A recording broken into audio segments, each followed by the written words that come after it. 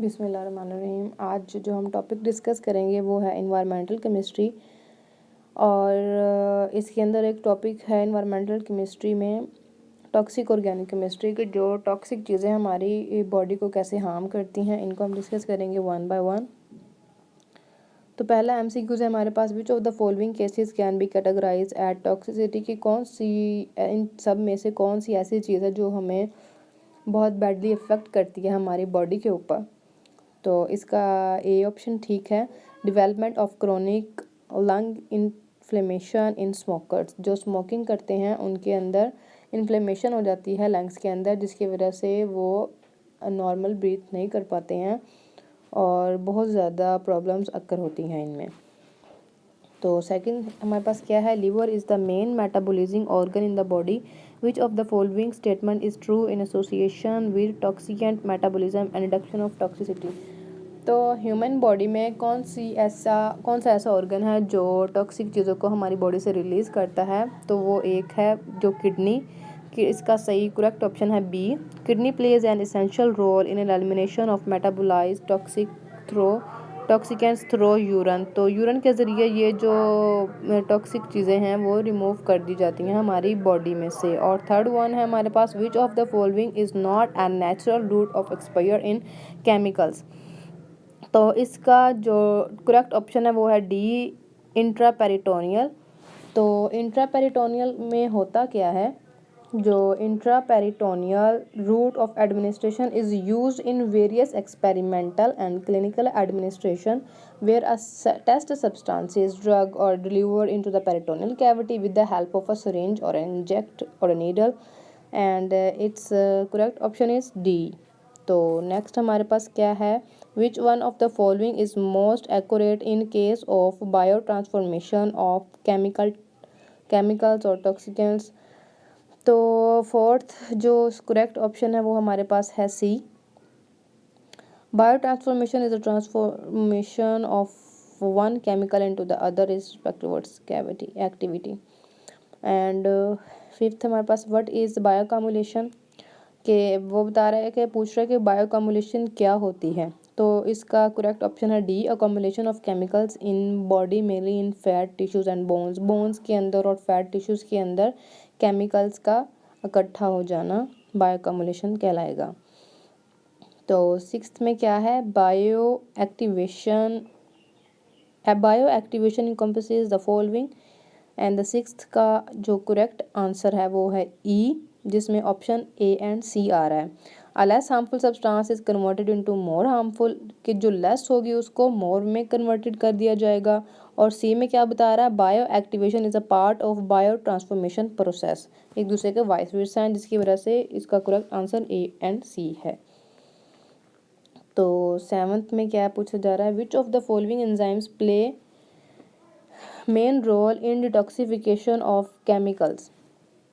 तो सातवें का करेक्ट ऑप्शन है B, cytochrome P45 oxidize UDP, and these are the main things which play the important role all of the detoxification of chemicals. And the eighth one is the chemicals have specific targets in body। तो आठवें का correct answer है B, few does have targets, other are non specific। And कुछ होते हैं specific होते हैं, कुछ नहीं होते हैं, कुछ के पास टारगेट्स होंगे, कुछ के पास नहीं होंगे। इसी तरह केमिकल्स इस तरह वर्क करते हैं।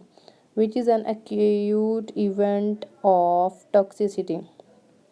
तो MCQ नंबर 9 है, इसका करेक्ट ऑप्शन है ई, जिसके अंदर ए एंड सी बोथ आ रहा है। Lung inflammation after 2 days of inhalation of metal dust की वजह से हमारे जो लंग में है स्वेलिंग स्टार्ट हो जाएगी, जो कि बहुत ज़्यादा पेन्स अक्कर करेगी और सांस लेने में मुश्किल होगा। और सी में क्या है, liver toxicity of 3 doses of 50 mg of paracetamol for 1 day only.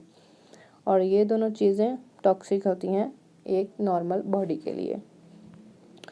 And the next question is, which is true regarding chronic exposure. तो 10वें का जो करेक्ट है वो है C, repeated exposure occurring for a period of more than 3 months। कोई ऐसी चीज़ जिसको हम मोर देन 3 months की बार बार रिपीट कर रहे हैं, जिसकी वजह से ये रिपीट होने की वजह से हमारे अंदर अकोमोलेशन स्टार्ट हो जाती है अगर सही तरह से वर्क ना हो, तो जिसकी वजह से ये अकोमोलेशन की वजह से टॉक्सिक चीज़ें क्रॉनिक बन जाती हैं। Following phases, question number 11, following phases are included in biotransformation of the chemicals। 11th में क्या है जी, इसका करेक्ट ऑप्शन है B, phase 1, phase 2 and sometimes phase 3। and 12th, chemicals are toxic at any dose level। 12th का correct option B, no dose determines whether they are toxic। Okay, 13 MCQs, which of the following will have the most damaging effect। Most damaging effect कौन से होते हैं, इसका correct option है सी, lipophilic chemical वेया inhalation root. ये एक chemical होता है जो अगर हमारे अंदर अकोमुलेट हो जाए या किसी तरह हमारी बॉडी के अंदर चला जाए तो बहुत ज़्यादा डैमेज करता है हमारी बॉडी को, तो इसका नाम है लिपोफिलिक केमिकल। इनहेलेशन के ज़रिए ये अगर दिया जाए तो।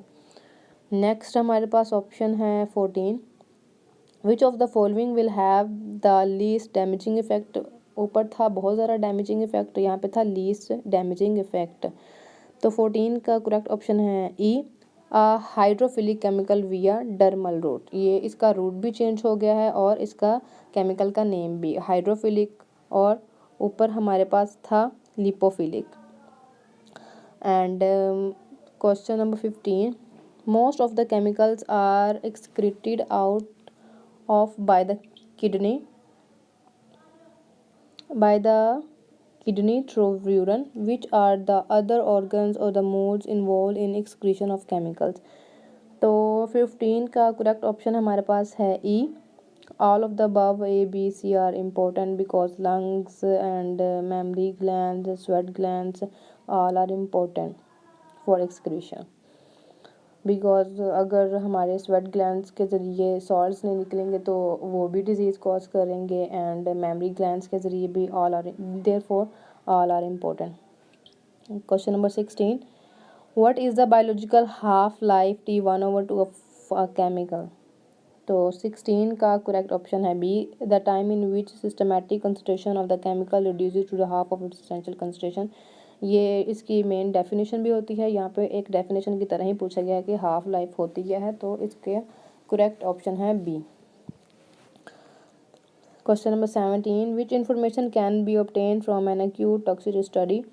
तो 17 का करेक्ट ऑप्शन है हमारे पास ई, ई क्यों है, target organ, E all of the above, toxic dose, median lethal dose, no observed, because in an acute toxicity study any endpoint parameters such as death, brain damage, liver damage, etc. can be used to obtain information regarding a particular toxin, therefore all are important।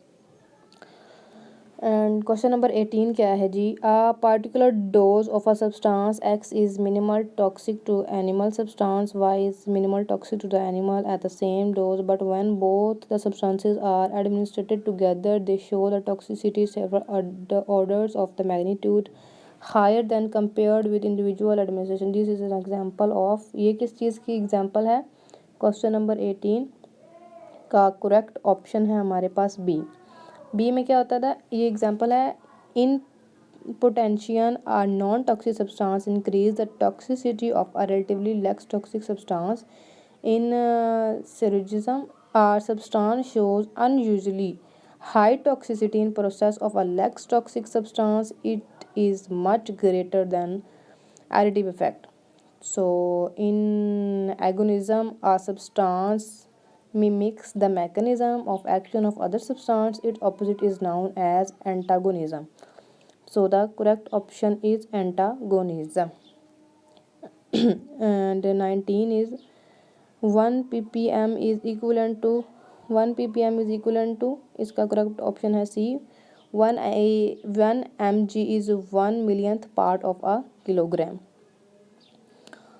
and last is which is true about the LD50 तो इसका correct option है B, dose of a substance which kills 50% of animals exposed. And here the answers of all the MCQs is present in detail. Thank you so much for watching. Allah Hafiz.